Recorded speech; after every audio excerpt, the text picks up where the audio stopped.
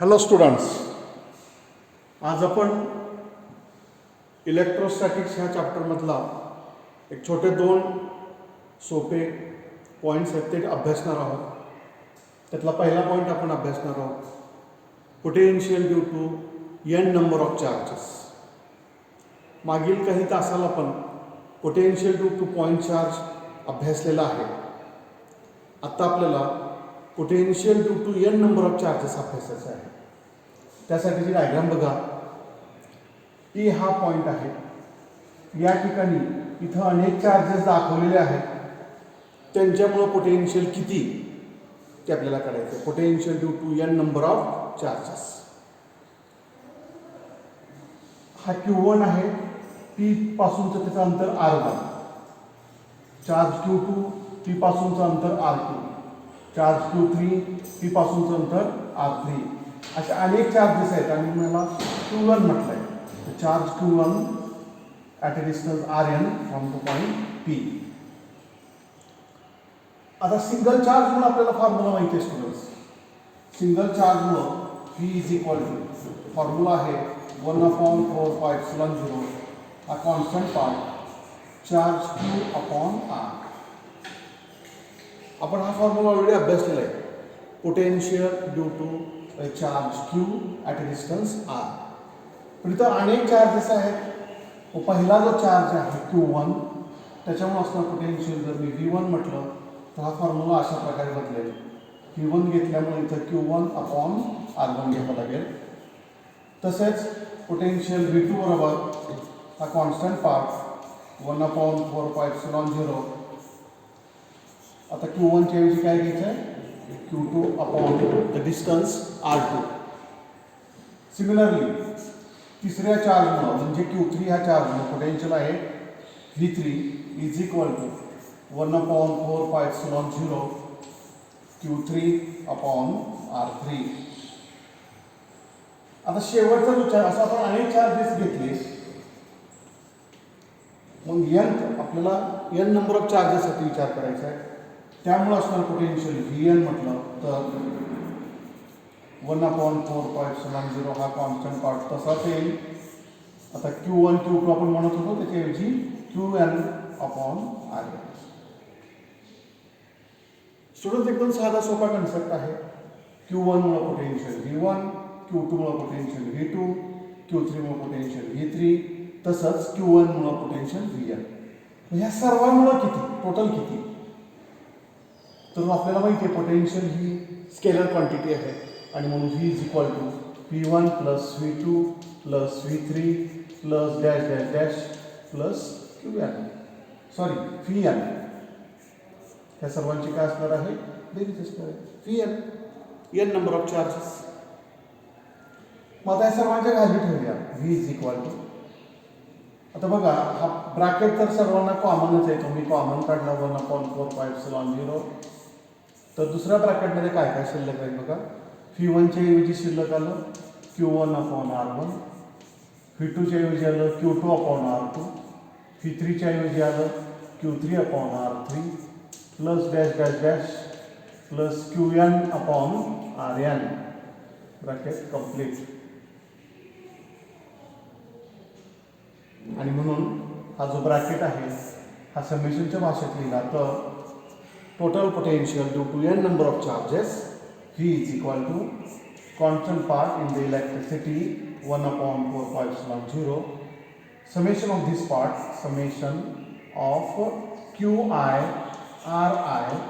where I starts from 1 to n, and this is the final formula for the potential due to n number of charges at a point. This is the potential at point P due to n number of charges. This is the summation with I is equal to 1 to n of Qi/R. म्हणजे थोडक्यात just scalar quantity असल्यामुळे आपण त्याची बेरीज केलेली आहे. आणि समजा चार्ज डिस्ट्रीब्युशन कंटिन्युअस असेल, हे डिस्क्रीट घेतले आपण Q1 Q2 Q3 कंटिन्युअस असेल तर हे समेशनच्या ऐवजी आपण काय घेतो, इंटिग्रेशन घेतो. स्टुडंट्स असा एक साधा सोपा कन्सेप्ट आपल्या पुस्तकात एकदम इझी आहे. आपण पोटेन्शियल घेतलं, एका चार्जमुळे, त्यामुळं अनेक चार्जमुळे किती येते घेतलं, त्यांची बेरीज केली आणि हा सिम्प्लिफाईड फॉर्ममधला शेवटचा फॉर्म्युला दिला. असंच अजून एक आर्टिकल आपल्याला बघायचं आहे, ते आहे इक्विपोटेन्शियल सरफेस. बघूयात आपण त्याच्या आपण अगोदर व्यवस्थित डायग्राम पाहूयात आणि मग त्याचा अभ्यास करूयात. हॅलो स्टुडंट्स, आत्ता आपण potential due to N number of charges हे आर्टिकल अभ्यासलं आहे. तसं आणखी एक छोटंसं आर्टिकल आहे, इक्विपोटेन्शियल सरफेसेस. कोणतं आर्टिकल आहे? Equipotential surface. त्याचा नावातच अर्थ आहे पहा. तो असा सरफेस आहे की त्याच्या सरफेसच्या प्रत्येक पॉईंटला, त्या सरफेसच्या प्रत्येक पॉईंटला पोटेन्शियलची व्हॅल्यू सारखी आहे.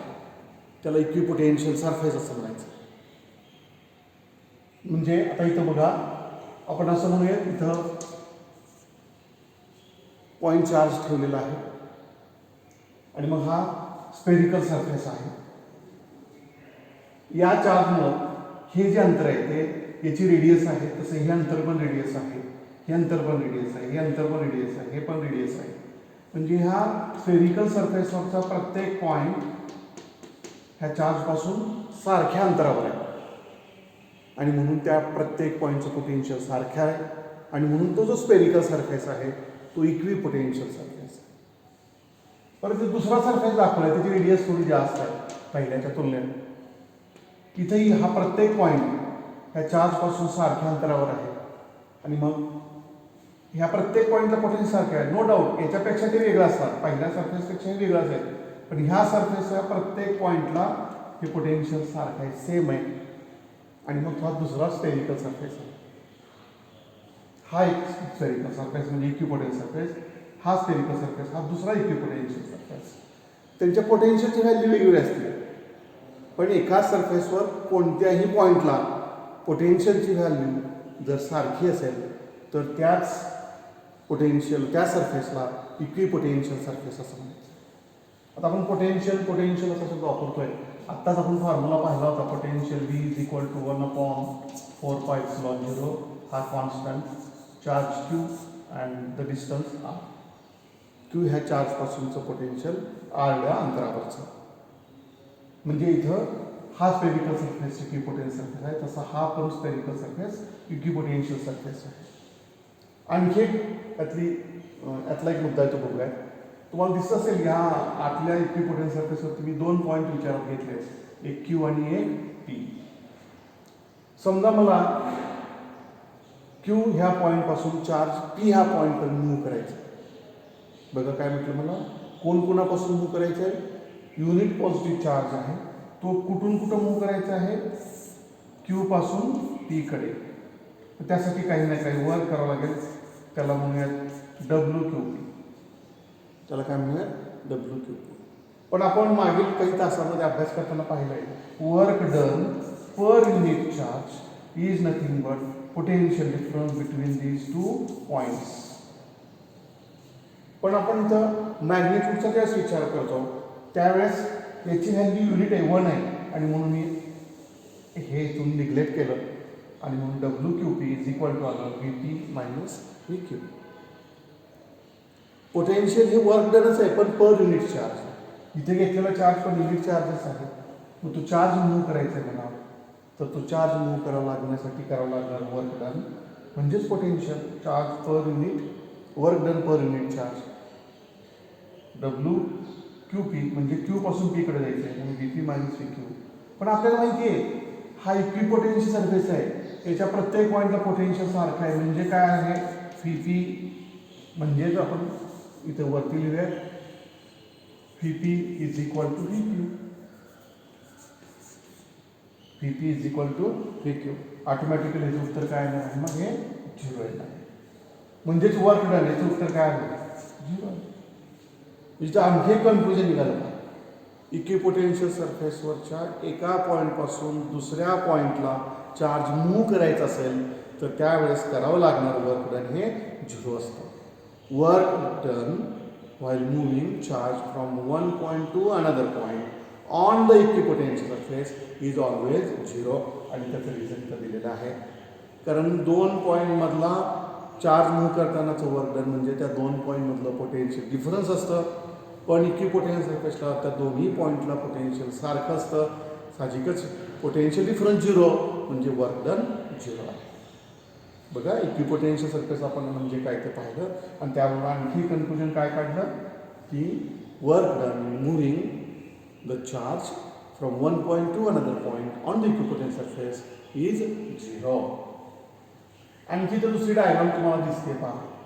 त्या दुसऱ्या डायग्रामच्या आधारे आणखी एक वेगळा मुद्दा बघायचा आपल्याला. आता वर्क म्हणजे काय असतं आपलं वर्क थोड्या वेळ त्याला DW असं म्हटलं तर फोर्स इंटू डिस्प्लेसमेंट. आता मी हा इक्विपोटेन्शियल सरफेसचा छोटासा भाग घेतला आहे. त्याच्यावरची डिस्प्लेसमेंट dx घेतली. त्याच्यावरची डिस्प्लेसमेंट कशी आहे dx.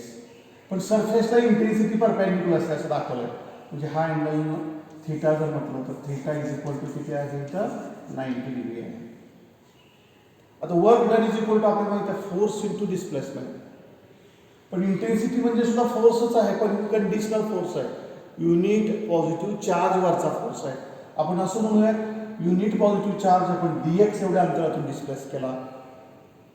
Unit positive charge is displace through distance dx. then work done is equal to vector E dot vector dx. म्हणजेच काय आलं E dx cos of theta. पासून आपण इथे पाहिलं थीटा इज इक्वल टू 90 आणि त्यावेळेस त्याचा कॉस ऑफ थीटा किती येतो 0. म्हणजे dw वर्क डन किती आलं का 0. इथे तर आपण पाहिलंच तो वर्क डन 0 येत आहे. पण इथं आणखी वेगळ्या भाषेत पाहिलं आपण तिथेही वर्क डन 0 येत आहे. आणि त्याचं कारण आहे ज्या दिशेने इंटेन्सिटी आहे त्याला डिस्प्लेसमेंट परपेंडिक्युलर असते. They are perpendicular to each other. Sorry dx and E are perpendicular to each other. Hence the work done dw is equal to 0. म्हणजे वर्क डन 0 का असतं त्याचं कारण एक कारण आपण पाहिलं पोटेन्शियल त्या दोन पॉईंट सारखं असतं आणि त्यातला पोटेन्शियल डिफरन्स 0 येतो. आणि आणखी ज्यावेळेस आपण चार्ज मूव्ह करतो त्याची डिस्प्लेसमेंट आणि इलेक्ट्रिकल इंटेन्सिटी हे नेहमी परपेंडिक्युलर राहतात. म्हणजे थीटा 90 कॉस थीटा 0 येतो आणि म्हणून हे वर्क डन 0 आलेलं आहे. पण बऱ्याच वेळा स्टुडंट विद्यार्थी गडबडतात. त्याचं कारण work is equal to force into displacement असं आपल्याला माहिती आहे. इथं मात्र आपण E इंटू dx घेतलं आहे. परत एकदा सांगतोय कन्सेप्ट ऑफ इलेक्ट्रिक फील्डच्या अनुषंगानं इलेक्ट्रिक फील्ड हा फोर्सच आहे पण कंडिशनल फोर्स आहे. तो युनिट पॉझिटिव्ह चार्जवरचा फोर्स आहे आणि म्हणून तो फोर्स म्हणून कन्सिडर केला आहे. कारण आपण चार्ज घेताना युनिट पॉझिटिव्ह चार्ज घेतो. स्टुडंट्स तुमच्या पुस्तकात आणखी काही डायग्राम्स आहेत. जर समजा युनिफॉर्म इलेक्ट्रिक फील्ड असेल तर मग इक्विपोटेन्शियल सरफेसेस कसे असतात तर ते अशा प्रकारे आहेत. समजा ही युनिफॉर्म इलेक्ट्रिक फील्ड आहे. युनिफॉर्म इलेक्ट्रिक फील्डमुळे असणारे हे इक्विपोटेन्शियल सरफेसेस आहेत. हे सरफेसेस एकमेकांना पॅरलल राहतात. किंवा तुम्ही दोन पॅरलल प्लेट घेतल्या HIVG काय घेतल्या दोन पॅरलल प्लेट. ही एक मेटल प्लेट आहे हे धरूयात. ही एक मेटल प्लेट आहे हे धरूयात. आणि याच्या अक्रॉस इलेक्ट्रिक फील्ड अप्लाय केली. एका ठिकाणी पॉझिटिव्ह चार्ज आहे दुसऱ्या ठिकाणी निगेटिव्ह चार्ज आहे. मग इलेक्ट्रिक फील्ड ही पॉझिटिव्ह पण निगेटिव्ह पण असते. मग इथं पण इक्विपोटेन्शियल सरफेसेस आहेत. अशा ते ह्या प्लेटला पॅरलल राहतात. These are the equipotential surfaces in between the two parallel plates. Students अशा रीतीने आपण आत्ताच्या तासाला छोटे छोटे 2 पॉईंट्स कव्हर करायचा प्रयत्न केला आणि डिस्कस करायचा प्रयत्न केला आहे. त्यातला पहिला पॉईंट आहे electric potential due to n number of charges. एकदम साधा सोपा कन्सेप्ट आहे. एका चार्जमुळे किती पोटेन्शियल आहे ते आपल्याला माहिती आहे. पोटेन्शियल ही स्केलर क्वांटिटी आहे. त्यामुळे n नंबर ऑफ चार्जेसमुळे पोटेन्शियल किती तर प्रत्येकाच्या पोटेन्शियलची बेरीज अल्जेब्राइक सम. वेक्टर असता तर आपण तिथे वेक्टर सम घेतो. इथं स्केलर असल्यामुळे अल्जेब्राइक सम आहे. आणि दुसरा कन्सेप्ट आपण अभ्यासला तो इक्विपोटेन्शियल सरफेस. तो असा सरफेस आहे की त्याच्या प्रत्येक पॉईंटला पोटेन्शियल हे सारखं आहे. आणि मग इथं आपण त्याला जोडून असंही कन्क्लुजन काढलं की work done in moving the charge along the equipotential surface is 0. त्याची 2 कारणं सांगितली. एक पोटेन्शियल डिफरन्स 0 येतो. दुसरं थीटा 0 म्हणजे वर्क डन 0 आहे. कारण डिस्प्लेसमेंट आणि इलेक्ट्रिक फील्ड इंटेन्सिटी एकमेकाला परपेंडिक्युलर असतात. स्टुडंट आजच्या तासाला आपण इथं स्थानिक आहोत.